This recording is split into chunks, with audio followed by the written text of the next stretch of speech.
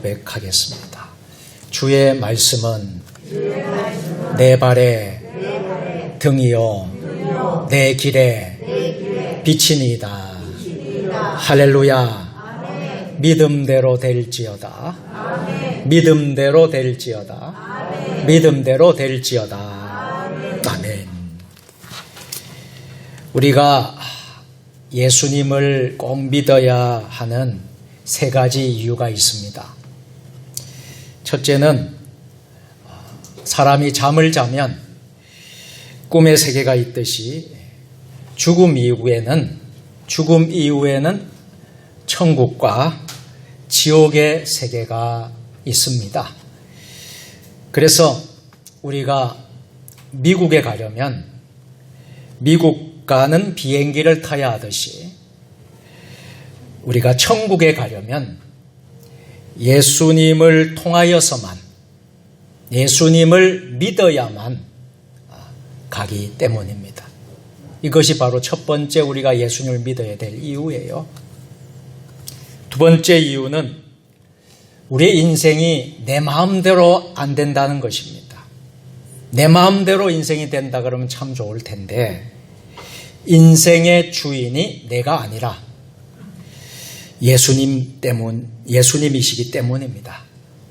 그래서 자동차가 고장이 나면 공장이나 사람이 고칠 수 있듯이 인생의 주인이신 예수님을 우리가 만나야만 모든 문제가 해결되기 때문입니다. 그래서 우리가 예수님을 꼭 믿어야 합니다.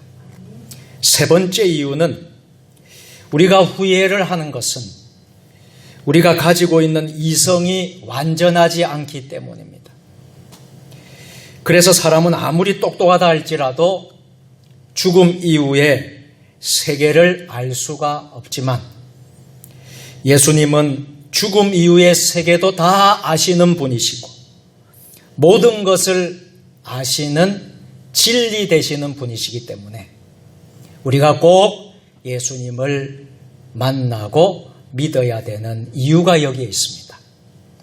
그런 의미에서 오늘 주일 예배에 오신 여러분들 예수님을 진정으로 믿으시기를 주의 이름으로 축원합니다.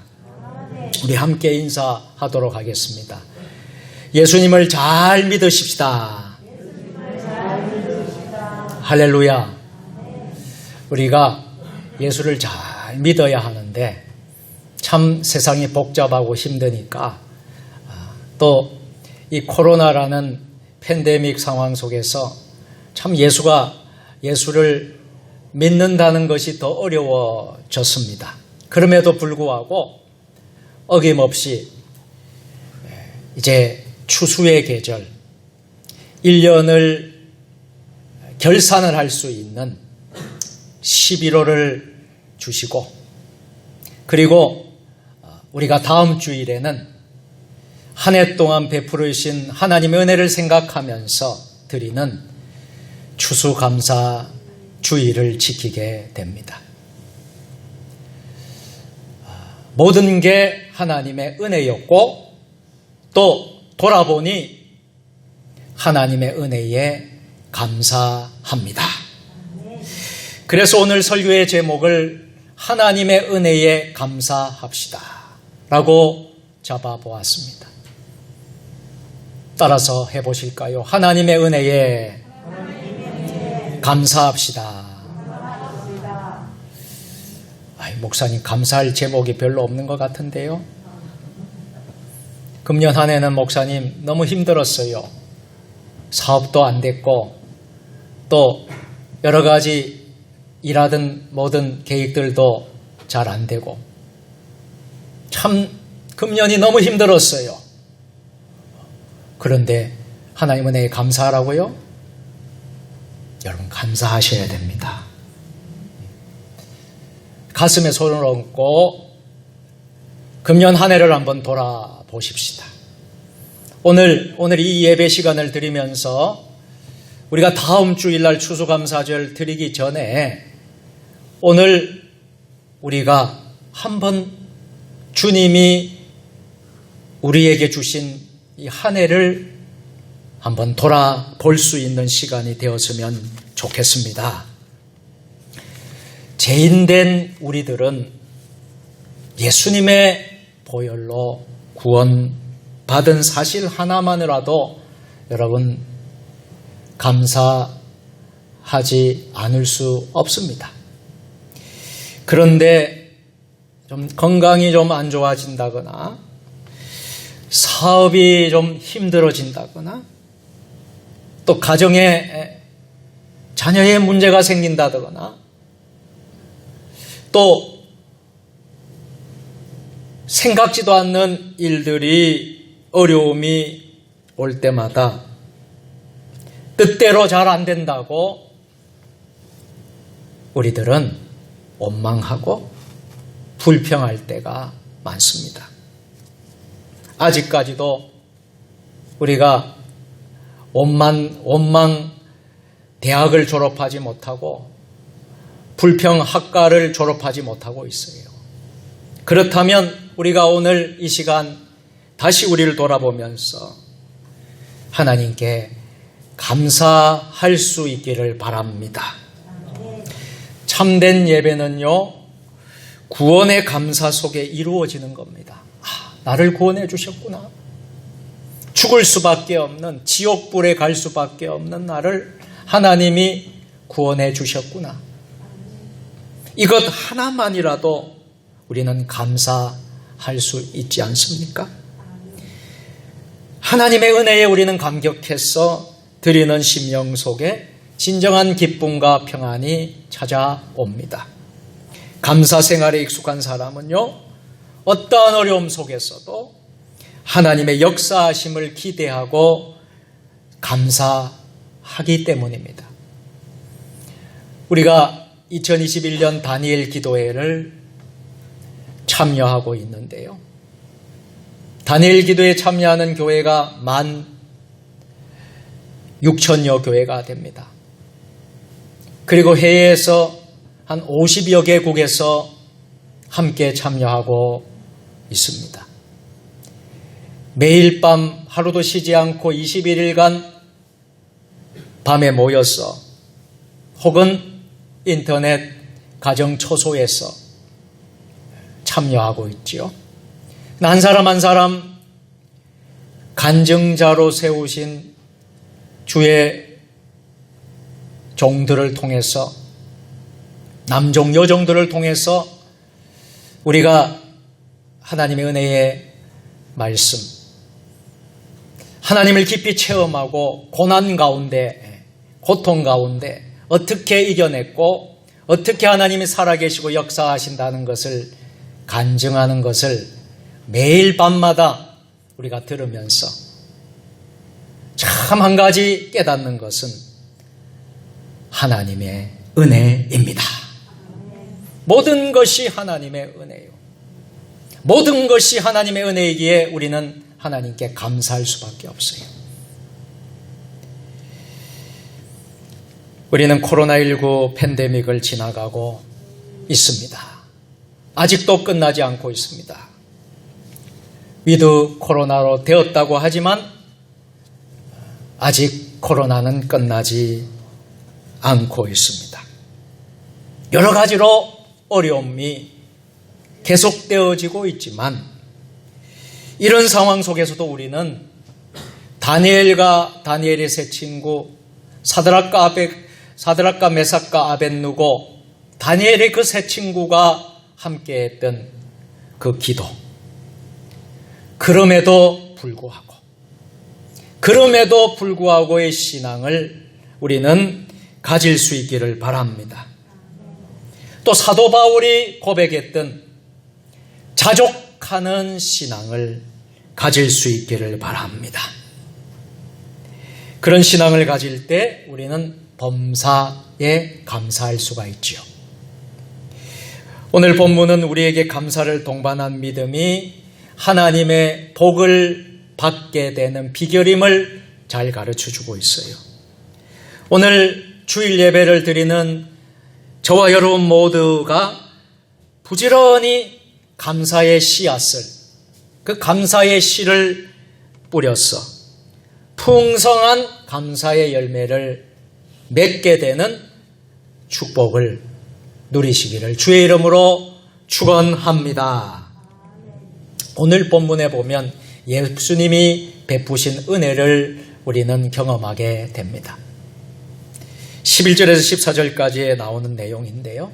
이미 누가복음 9장 51절부터 시작이 되어지는데 그때 예루살렘에 예수님께서 가셔서 예루살렘의 여정이 9장부터 사실은 나오고 있습니다. 그리고 오늘 본문 17장에서 이렇게 표현을 하고 있어요. 사마리아와 갈릴리 사이. 그러니 이 표현은 북쪽에서 남쪽으로 직선 방향이 아니라 두 지방 사이의 경로를 따라 서쪽에서 동쪽으로 요단강 건너편을 향해 이동했음을 가르쳐주고 있습니다. 그래서 예수님은 한 마을에 들어가셨어요.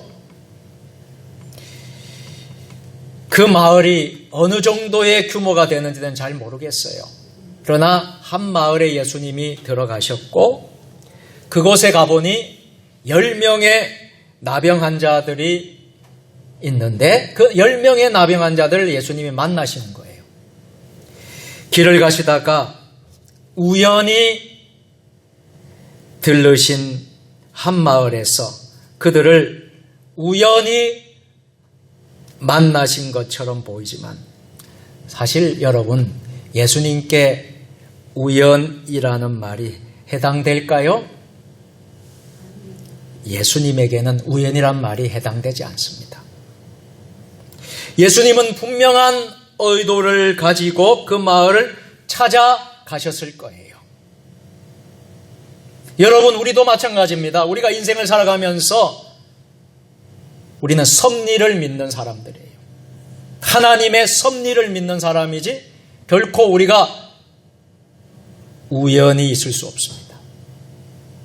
다치는 것도 하나님의 뜻이 있고요. 망하는 것도 하나님의 뜻이 있어요. 잘 되는 것도 하나님의 뜻이 있고요. 생각해보면요.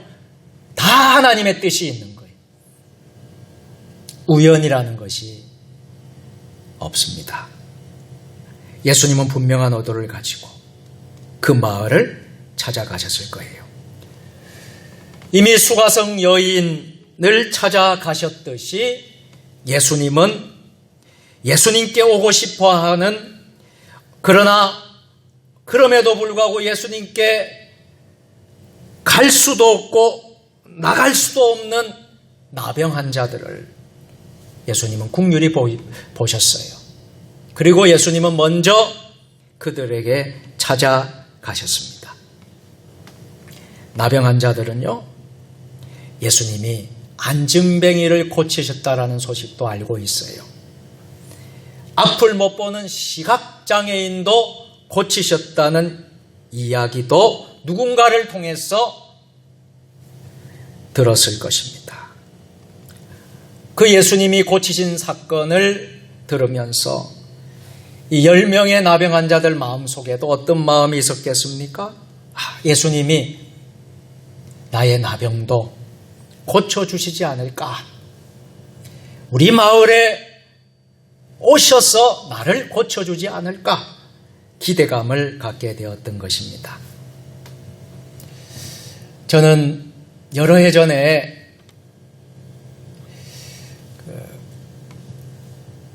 나병인들이 모이는 교회를 간 적이 있습니다. 여수의 애양원이라는 곳이죠. 애양원에 있는 애양원 교회가 있습니다. 나병 환자들이 지금도 모여서 예배 드리는 곳이죠. 그래서 직접 얼굴을 보았고 함께 같이 은혜로운 예배를 드린 적이 있습니다. 그들의 생김새는요, 우리하고 전혀 다릅니다. 나병 환자들을 보신 분들 아시겠지만은 눈, 코, 입이 다 뭉클어지고요. 정상적이지 않습니다. 입이 삐뚤어지고 손톱이, 발톱이 다 빠지고요. 얼굴이 참 여러분들 온전하지 않습니다. 그런 이들이 예배를 드리고 있는 곳에 가서 예배를 드리면서 참 눈물 흘리며 참 하나님 앞에 기도하면서 저들의 모습을 보면서 감사를 잃어버렸던 저의 모습을 발견하면서 회개의 기도를 드린 적이 있어요. 저 혼자 간 것이 아니라 우리 목사님들, 목회자들이 그곳에 여러 해 전에 다녀왔습니다. 여러분, 나병균에 감염이 되면 신경이 마비가 돼요. 그래서 신경이 마비가 되면 통증을 느낄 수가 없어요. 그래서 얼굴에 코나 귀 또는 손가락이나 발가락이 썩어 없어지는 증세를 보이게 됩니다. 나병에 걸리면 육신만 망가지는 것이 아니라 사람들로부터 부정하다는 소리를 듣게 돼요. 그래서 접촉하는 사람들도 역시 부정하다는 취급을 받았기에 나병 환자들은 사회적으로 완전히 격리되어서 깊은 산속이나 깊은 동굴이나 사막의 음막에서 살아야 했어요. 레위기 말씀에 보면요, 레위기 13장 46절에 보면 이런 말씀이 있습니다. 병 있는 날 동안은 늘 부정할 것이라. 그가 부정한즉 혼자 살되 짐 밖에 살지니라. 그들은 예수님을 보고도 가까이 다가갈 수가 없었습니다.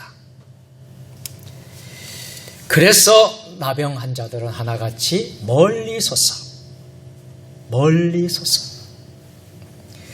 그들의 실상을 잘 보여주고 있어요. 멀리서도 예수님을 알아보았어요.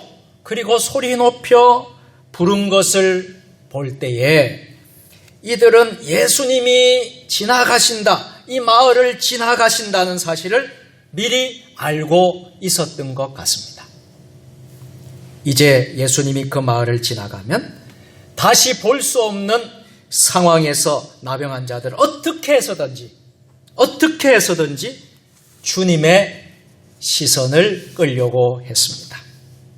아무도 자기들을 회복해질 수 없다. 아무도 나를 회복시키고 고쳐줄 수 없다는 그런 절망감, 다른 사람들로부터 소외된 아픔, 육신의 고통 때문에 오는 서러움이 북받쳐 오르면서 저들은 필사적으로 큰 소리로 예수님께 외쳤을 것입니다.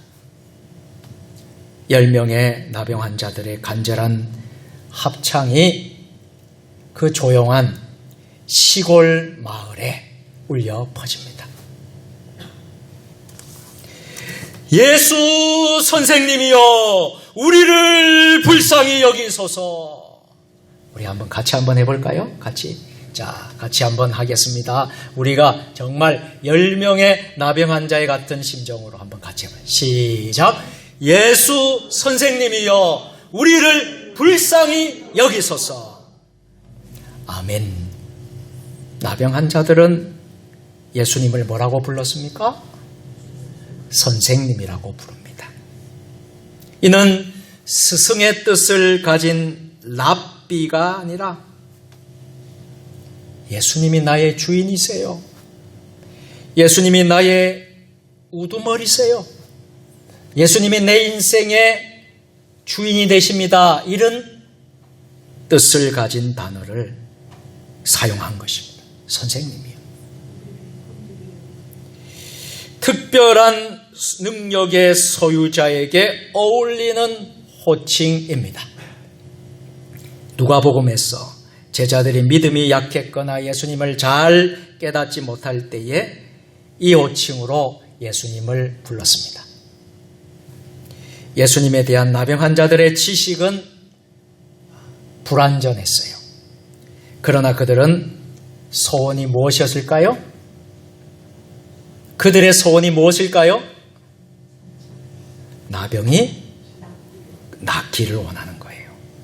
그런 간절히 낫기를 바라며 자기들을 불쌍히 여겨 주시옵소서, 불쌍히 여겨달라고 하나님께 간구하는 거예요.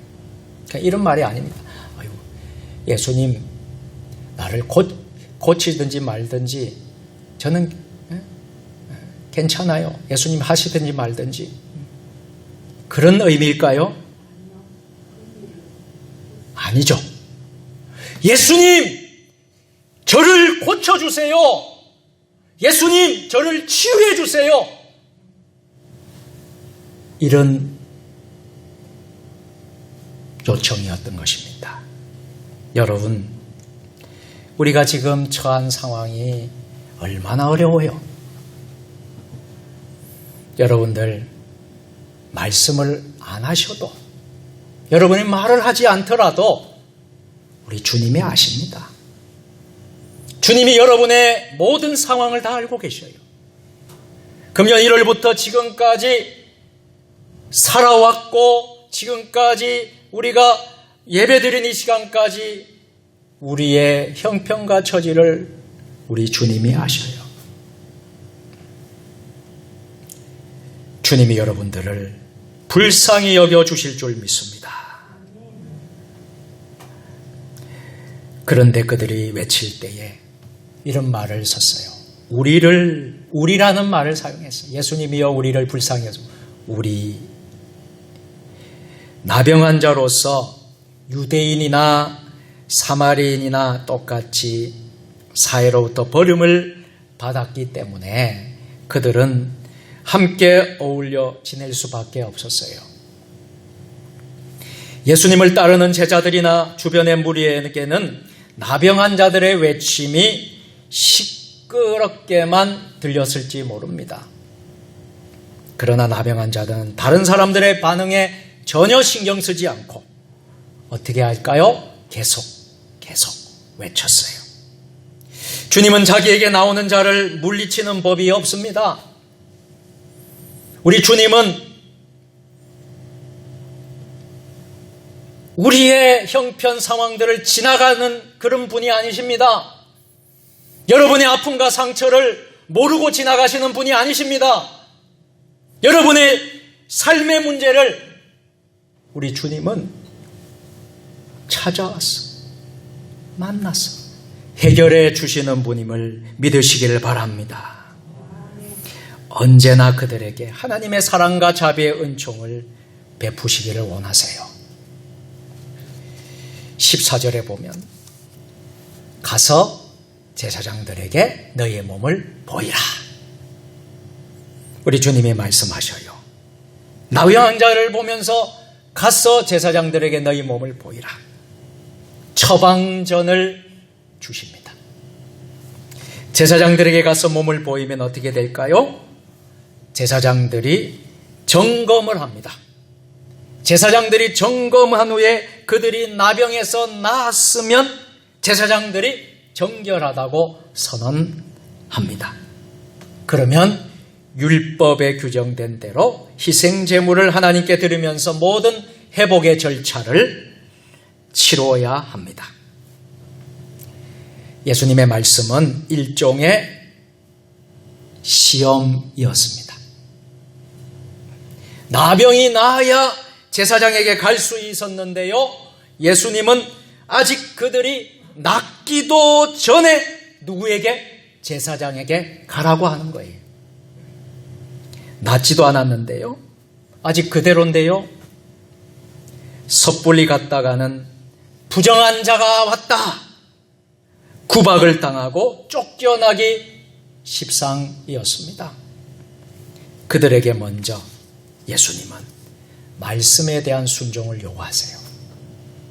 우리가 지금 다니엘 기도에 매일 밤마다 하지만 저는 공통적으로 주시는 깨달음이 있어요.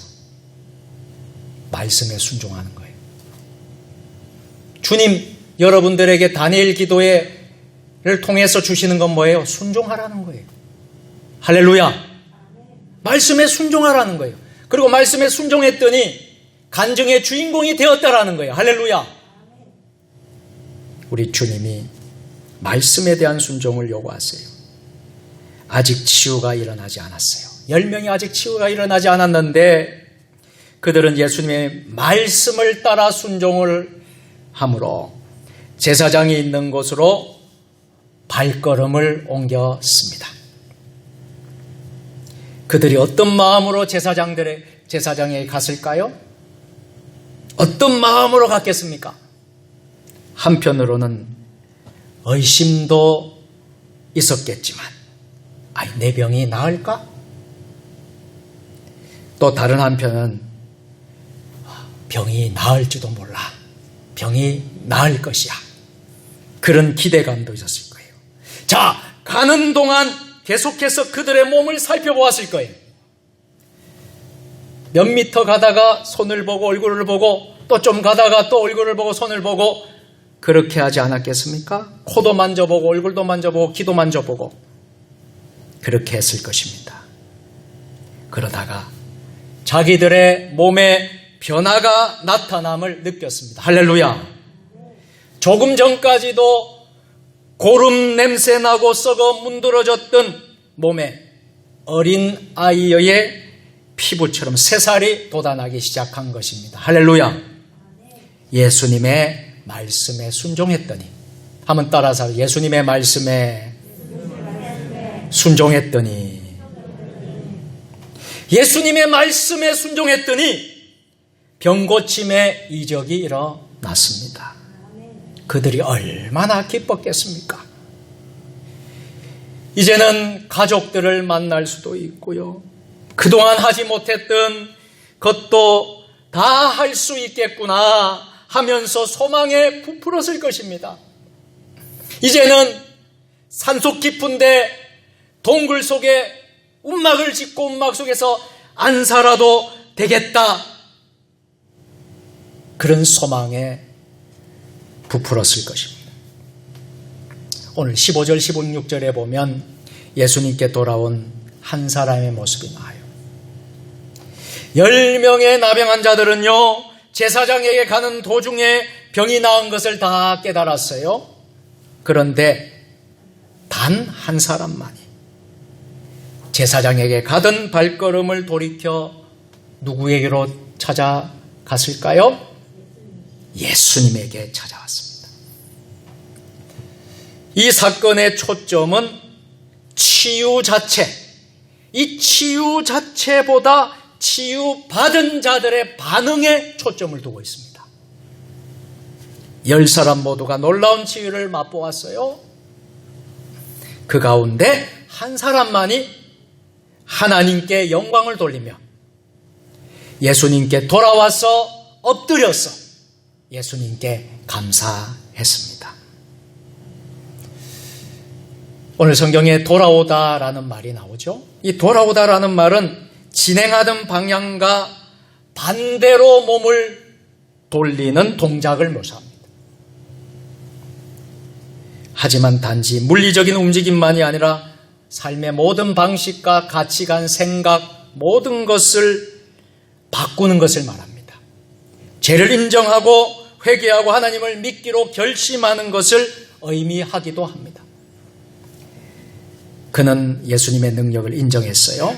그리고 예수님께 감사하기 위해서 다시 가던 길을 멈추고 돌아와서 예수님께로 찾아와서 하나님께 영광 돌리며 예수님께 무릎을 꿇고 엎드려서 감사드렸습니다. 큰 소리로 하나님께 영광을 돌리며 돌아와 예수의 발 앞에 엎드려 감사하니. 먼저 하나님께 큰 소리로 영광 돌렸어요. 마음 깊은 곳에서 우러나는 감격이었어요. 그것을 표현하지 않고는 결코 배길 수 없는 자세로 드리는 것이 참 진정한 감사의 자세입니다. 여러분, 우리는 어떤 감사를 드려야 될까요? 오늘 10명의 나병 환자가 다 고침받았지만 단 한 명이 진정한 감사를 드렸습니다. 예수님의 발 앞에 엎드려 감사했어요. 제가 여러 번 말씀드렸습니다.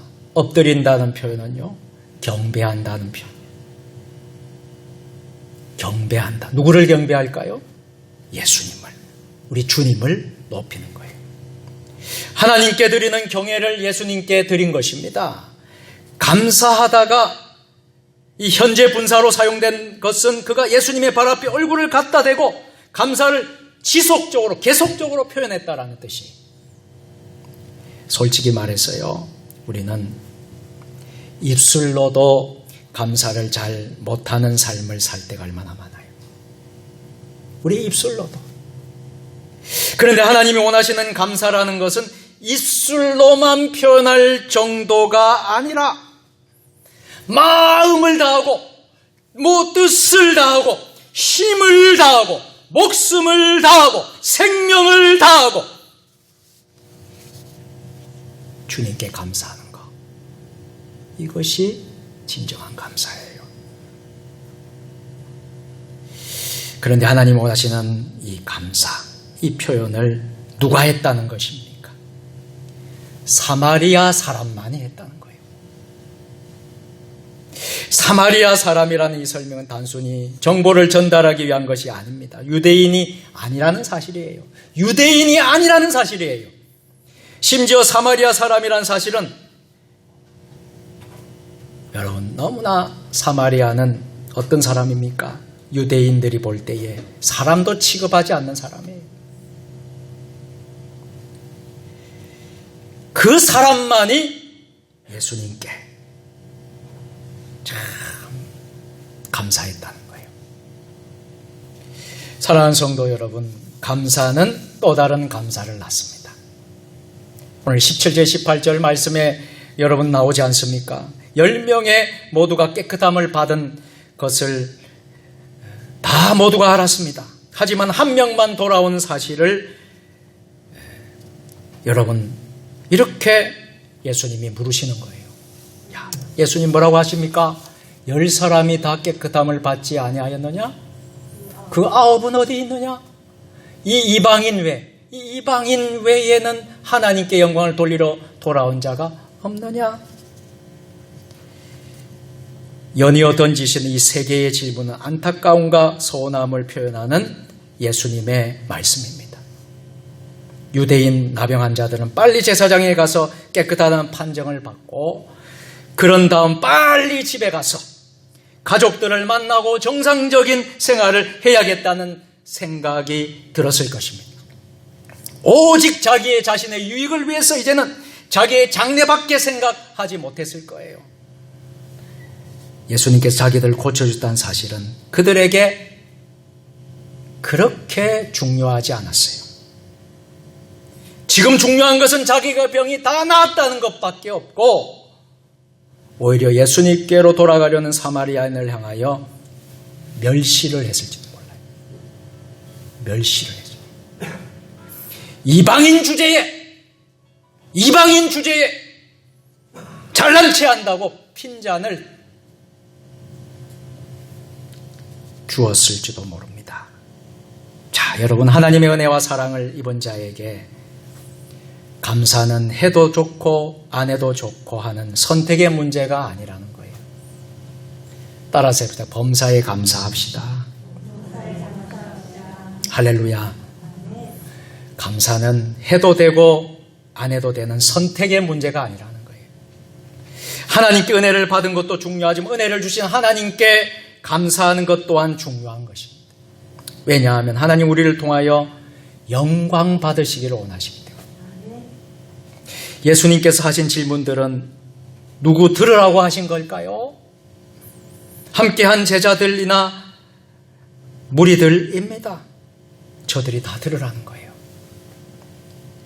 대부분 유대인들이었습니다. 결국 모든 사람들이 하시는 말씀이라는 거. 오늘 설교를 듣는, 오늘 또 설교를 하는 저와 여러분들에게 주시는 말씀이라는 것입니다. 예수님이 지금 하신 일에 대해요, 공치사를 듣기 위함이 아니에요. 예수님께, 하나님께 감사할 때 우리의 마음은 순수해집니다. 우리의 마음은 깨끗해지고 하나님 중심의 됩니다. 그럴 때 우리는 하나님이 기뻐하시는 자녀들이 될 수 있습니다. 우리 예수님은 돌아온 사마리아인에게 축복해 주시는데요. 놀라운 일이 임합니다. 돌아온 한 명 사마리아인에게 육신의 병을 고쳐 주셨을 뿐만 아니라 영혼의 병 고침까지 선언하십니다. 할렐루야. 일어나 가라. 내 믿음이 너를 구원하였느니라. 사마리아인은 사마리아 사람이라는 이유 하나만으로 천대와 멸시를 받고 외면을 받고 그렇게 평생을 살아왔던 사람입니다. 더구나 나병에 걸렸기 때문에 동족 사마리아인으로부터 외면을 당한 2중 3중으로 소외를 받았던 사람입니다. 그러던 그가 예수님으로 나병을 치료받았을 뿐만 아니라 구원의 선물도 받았습니다. 이런 구원을 가져다 둔 것이 무엇입니까? 사마리아인의 믿음 때문입니다. 믿음. 그 믿음이 너를 구원하였느니라. 할렐루야.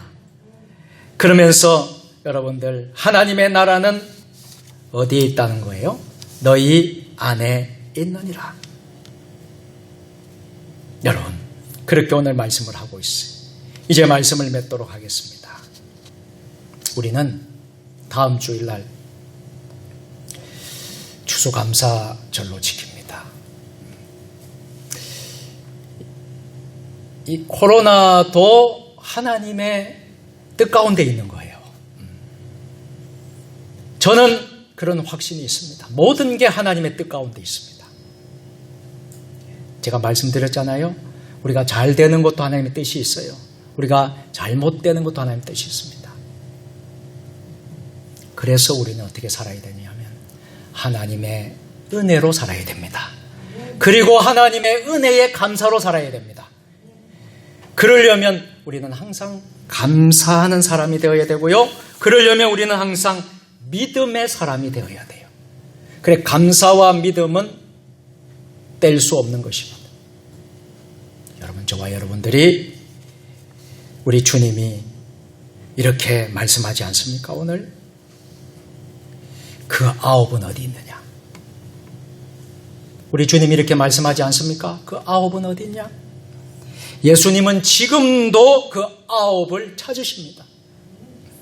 하나님의 은혜를 잊고 사는 자들입니다. 감사할 줄 모르는 자들입니다. 그들을 하나님은 찾고 계시는 거예요. 그 9은 어디 있느냐? 바쁜 중에도 시간을 내어 각자의 감사 생활을 한 해를 여러분 돌아보시길 바랍니다. 아무리 바빠도 다음 주일날 추수감사절 전까지 한 주간을 여러분의 삶을 한번 돌아보세요. 그리고 추수감사주일에 여러분 진정으로 한 명의 이 나병 환자가 드린 감사처럼 믿음처럼 그렇게 하나님께 영광 돌리고 또 감사하고 또 하나님의 은혜와 축복을 받을 수 있는 우리 모두가 되기를 예수님의 이름으로 축원합니다. 전능하신 하나님 아버지, 지금까지 지내온 것 하나님의 은혜임을 믿습니다.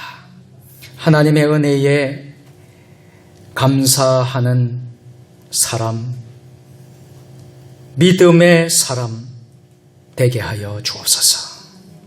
그래서 풍성한 열매를 맺는 주의 자녀들 되게 하여 주옵소서. 예수님의 이름으로 기도합니다. 아멘.